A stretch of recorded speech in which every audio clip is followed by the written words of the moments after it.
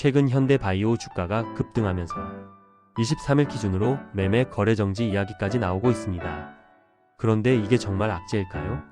아니면 상승 과정에서 자연스럽게 나타나는 현상일까요? 오늘은 감정이 아니라 구조로 지금 상황을 차분하게 정리해 보겠습니다. 여러분 안녕하세요. 현대바이오 장기 투자자 JC입니다. 현대바이오 관련 세 번째 영상인데요. 최근 주가 흐름을 보면서 많은 분들이 기대와 불안 사이에서 마음이 많이 흔들리고 계실 거라고 생각합니다. 급등과 급락이 반복되고 현대 ADM의 강한 상승 흐름과 비교해 현대바이오는 상대적으로 힘을 쓰지 못하는 모습, 그리고 매매 거래 정지 가능성 이야기까지 나오면서 도대체 무슨 일이 일어나고 있는 건가? 혼란스러우신 분들도 많으실 겁니다.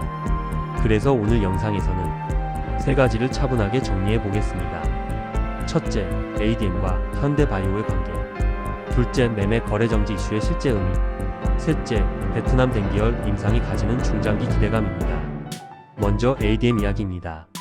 최근 ADM이 강한 상승 흐름을 보이며 시장 관심이 크게 쏠리고 있습니다.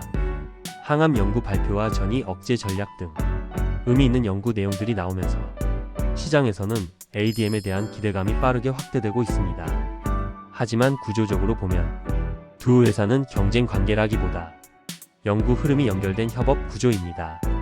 즉 ADM의 기대감이 커질수록 현대바이오의 기술 플랫폼 가치에도 관심이 이어질 수 있는 심리적 연결 구조가 형성되어 있다는 의미입니다.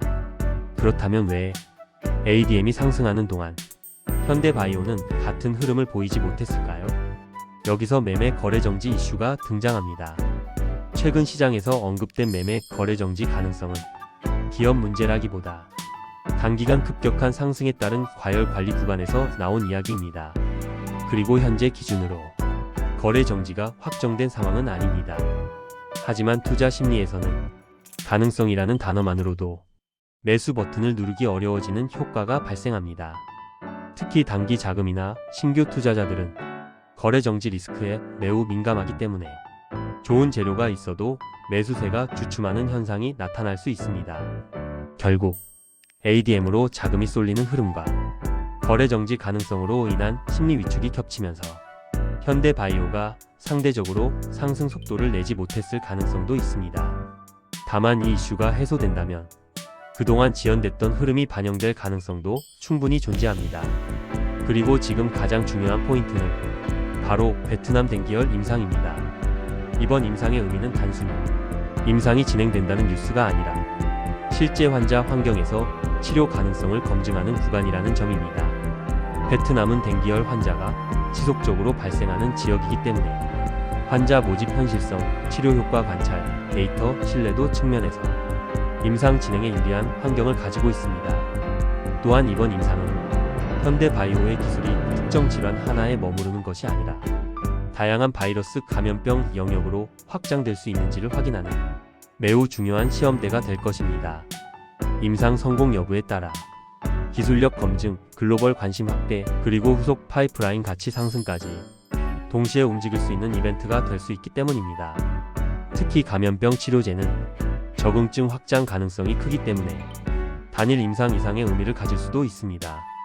정리해보면 ADM 상승은 기대감 확장 구간, 현대바이오 정체는 거래 정지 이슈로 인한 심리 제한 구간, 베트남 댕기열 임상은 장기 가치의 핵심 검증 이벤트, 이렇게 바라볼 수 있습니다. 지금은 방향이 없는 구간이 아니라 기대와 공포가 동시에 존재하는 전형적인 변동성 구간일 가능성이 높습니다. 그래서 이럴 때일수록 속도보다 방향을, 가격보다 구조를 조금 더 천천히 바라보는 시각이 필요하다고 생각합니다. 투자는 각자의 판단입니다. 하지만 불안이 커질수록 정보보다 감정이 결정을 내리기 쉬운 시기이기도 합니다. 이 영상이 조금이나마 차분하게 상황을 바라보는데 도움이 되었으면 좋겠습니다.